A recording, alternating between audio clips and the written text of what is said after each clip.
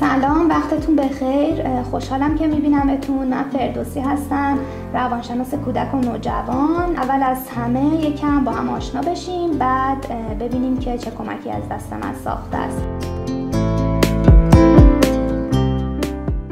خودتون رو معرفی میکنید؟ بله متشکرم. من مادر علی هستم. علی 7 سالشه و مشکلاتی توی تمرکزش داره. متوجه شدم. پس علت اصلی که شما اومدید پیش ما این هست که متوجه شدید که علی توجه و تمرکز نداره و حواس پرته، درسته؟ بله، درست میفهمید. از کی متوجه شدید که علی حواس پرته؟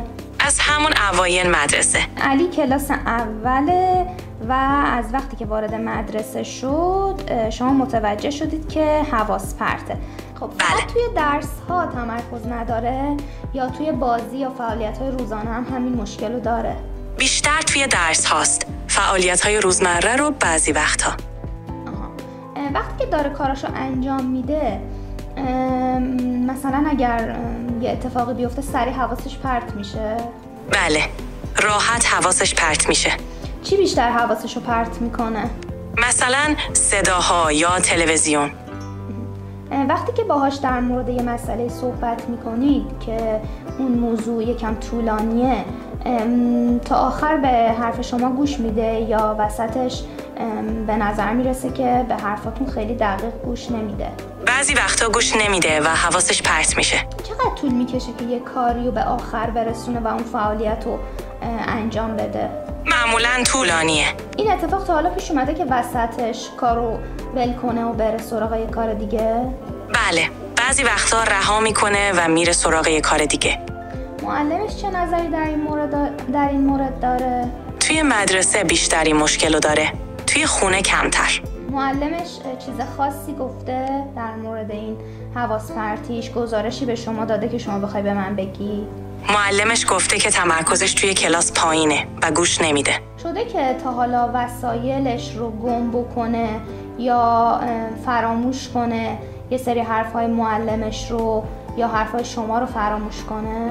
پیش اومده وسایلش رو گم کنه یا فراموش کنه. توی کلاس یا توی خونه وقتی روی صندلی یا روی مبل میشینه وول میخوره روی صندلی، تحرکش زیاده؟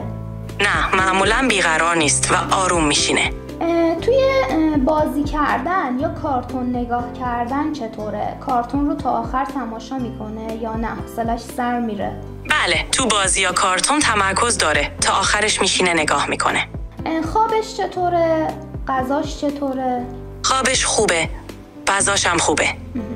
اتفاق خاصی نیفتاده توی این مدت که باعث بشه روی تمرکزش تاثیر بذاره؟ مثلا توی خونه اتفاق یا تغییر جدیدی نیفتاده یا توی مدرسه هم همینطور؟ نه، هیچ اتفاق خاصی نیفتاده. وقتی که یه کاریو نصف رها میکنه یا یه کاریو انجام نمیده و با شکست مواجه میشه چه عکس العملی از خودش نشون میده؟ معمولاً ناامید میشه و رها میکنه. شما چقدر در طول روز براش وقت میذارید توی خونه؟ باهاش بازی میکنید؟ تلاش میکنم هر روز وقت بگذارم و باهاش بازی کنم. حالا یک توضیحی بهتون بدم. این مشکلی که علی داره بهش میگن نقص توجه. توی خیلی از بچه‌ها ممکنه این اتفاق بیفته. ما برای تشخیص دقیقش باید یه مصاحبه هم با علی انجام بدم و با یه سری بازی متوجه بشم که توجهش چطوره و در صورت نیاز باید ارجاع بدیم به روانپزشک که دارو بگیره برای توجه و تمرکزش و همینطور ارجاع بدیم بره پیش یک کاردرمانگر که حالا با استفاده از تخصصی که خودشون دارن روی توجه و تمرکز علی کار بشه. حق با شماست، متشکرم. بچه هایی که معمولا نقص توجه و تمرکز دارن توی فعالیت های لذت بخش مثل بازی کردن یا کارتون دیدن مشکلی ندارن، چون که این کار در مورد این فعالیت ها شما بازخوردی ازشون نمیخواد و اون کار جذابه. اما توی کارهایی مثل درس خوندن درس گرفتن، انجام تکالیف، چون یه کار روتین و یک نواخته بچه‌هایی که نقص توجه دارن زود خسته میشن، چون که بازی هیجان داره توجهشون رو حفظ میکنه. اما خب درس گوش دادن اینطوری نیست، چون یه کار یک نواخت و روتینه، خب حوصله‌شون سر میره و حواس پرت میشن و توجه و تمرکز ندارن. خب اگر سوالی ندارید و همه چیز رو به من توضیح دادید، من با علی صحبت کنم و ببینم که دقیق مشکل از کجاست. بله، متشکرم ازتون توضیحاتش. خواهش میکنم حتما با علی صحبت کنید. سلام علی، خوبی؟ بله، خوبم.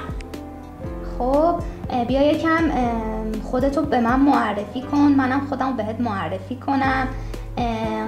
مامان بهت گفته که اینجا کجاست؟ من کیم؟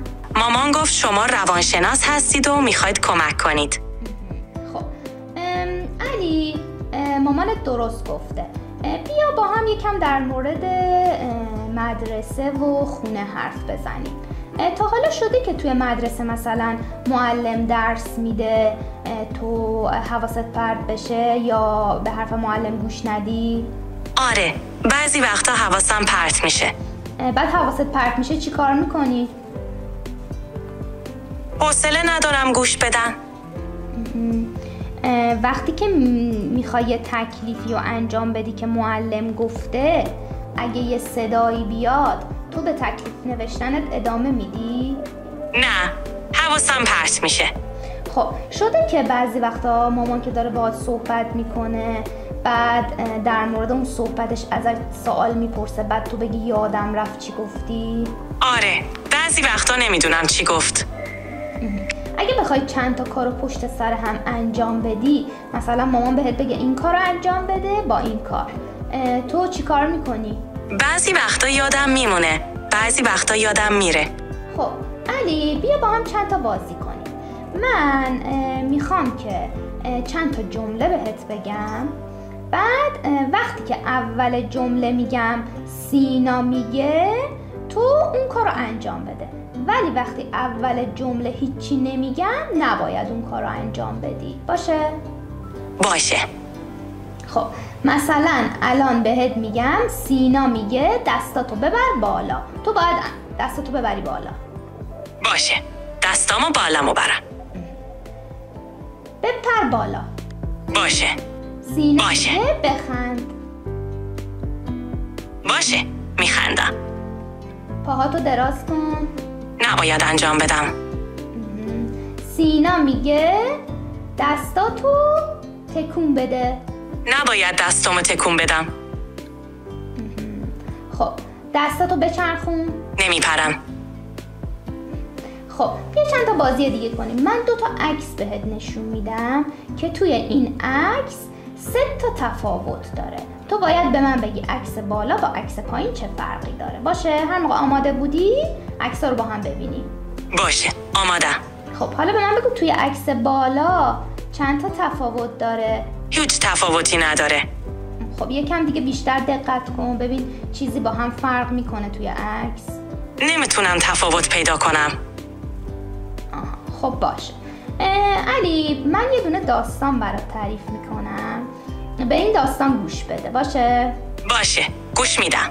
خب یه روز سینا با دوستش با هم قرار گذاشتن که با ماماناشون برن پارک. وقتی که رسیدن توی پارک، علی یه دونه پروانه قرمز دید. بعد که یکم با دوستش توپ بازی کردن، چون هوا خیلی گرم بود دلشون بستنی خواست. بعد رفتن از یه مغازه بستنی میوه‌ای خریدن. یکم بستنیشونو که خوردن، با وسایل بازی یکم با هم بازی کردن توی پارک و بعد با ماماناشون رفتن خونه. حالا علی، سینا وقتی که رفت توی پارک چه پروانه‌ای دید؟ پروانه چه رنگی بود؟ آبی. وقتی که دلشون بستنی خواست و رفتن با هم بستنی بخرن، چه بستنی خریدن؟ یادم نیست. علی، تو دوست داری که راجع به چیزی با من صحبت کنی؟ دوست داری من توی چی بهت کمک کنم؟ نه، چیزی نیست. خب اگه سوالی نداری، چیزی نمیخوای بگی، من ازت خداحافظی کنم. باشه، خداحافظ. خداحافظ. سلام مامان علی، خوبین؟ سلام. بله ممنون. خب من با علی صحبت کردم، چند تا بازی با هم انجام دادیم که خب من متوجه شدم که توجهش نسبت به این مسئله و این بازی ها پایینه. من شما رو ارجاع میدم به یک کاردرمانگر، جلساتش رو منظم برید و خب این کمک میکنه بهش. کارهایی که کاردرمانگر با علی انجام میده بهش کمک میکنه توجه و تمرکزش بیاد بالا. و اینکه پیش یک روانپزشک هم برید، یه دارو بهتون میده که باعث میشه که اون دارو رو که مصرف میکنه توجه و تمرکزش بالا بیاد و دیگه توی مدرسه این مشکلات رو نداشته باشه. اگر که سوالی دارید در مورد دارو یا در مورد چیز دیگه، من در خدمتم. متشکرم، سوالی ندارم. خب پس من باهاتون خداحافظی میکنم. خداحافظ. خدا. خب نکاتی که در مورد فرزند پروری بچه هایی که با مشکل نقص توجه روبرو هستند، مواردی هست که میشه اینطور بیان کرد. اول از همه باید والدین شمرده صحبت کنند. اگر کودک چیزی رو فراموش کرد، نباید سرزنشش کنن. کم کم بهش آموزش بدن که برای اینکه یادش نره تکالیفش، حتما یادداشت کنه موارد رو برای اینکه فراموش نکنه. اگر میخواد بره بیرون چیزی بخره، حتما براش یادداشت کنید که خب یادش نره. و با معلمش صحبت کنید که حتما ردیف جلو بشینه، جایی بشینه که پنجره نداشته باشه، سر و صدا کمتر باشه و خب کنار بچه‌هایی که شلوغ میکنن و بیشتر سر و صدا میکنن هم نشینه. در جلسات واقعی باید خیلی جزئیات بیشتری رو بررسی کنیم. اول از همه این که حتما فرزند پروری والدین دچار مشکل هست، چون با بچه ها خیلی به چالش میخورن. باید اضطراب و افسردگی کودک هم چک بشه، ممکنه که اضطراب داشته باشه. جلسات جداگانه‌ای باید برای اضطراب در نظر بگیریم و همینطور جلسات جداگانه‌ای برای چک فرزند پروری والدین و بایدها و نبایدها و توضیح به والدین که چه رفتارهایی رو باید با بچه‌ای که نقص توجه داره انجام بدیم. حتما ارجاع به روانپزشک باید انجام بشه، باید دارو بگیره کودک که نقص توجه داره و همینطور ارجاع به کاردرمانگر برای تمرینات تخصصی تر.